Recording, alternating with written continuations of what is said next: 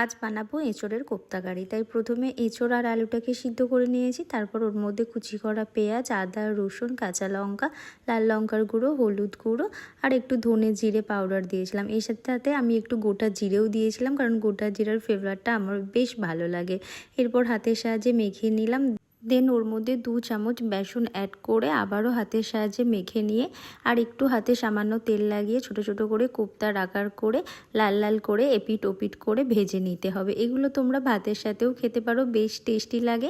তবে এগুলোকে যেহেতু আমি কোপ্তা কারি করব, আর যেহেতু আমি এগুলোকে কোপ্তা কারি করব, তাই মিক্সিং জারে পেঁয়াজ, আদা, রসুন, টমেটো দিয়ে একটা মিহি পেস্ট বানিয়ে নিয়েছিলাম। এরপর কড়ার মধ্যে তেল দিয়ে 2টো শুকনো লঙ্কা আর গোটা গরম মশলা ফোড়ন দিয়ে ওই আগে থেকে বানিয়ে রাখা পেস্টটা দিয়ে ভালো করে কষিয়ে ওর মধ্যে হলুদ গুঁড়ো, লাল লঙ্কার গুঁড়ো ও দিয়ে আরও বেশ কিছুক্ষণ কষিয়ে নিয়ে পরিমাণ মতন একটু চিনি দিয়েছিলাম টেস্টটাকে ব্যালেন্স করার জন্য। তারপর ওই মিক্সি ধোয়া জলটাকে দিয়ে আরও বেশ কিছুক্ষণ কষিয়ে নিয়েছিলাম আর শেষে অল্প একটু নুন দিয়ে দিয়েছিলাম।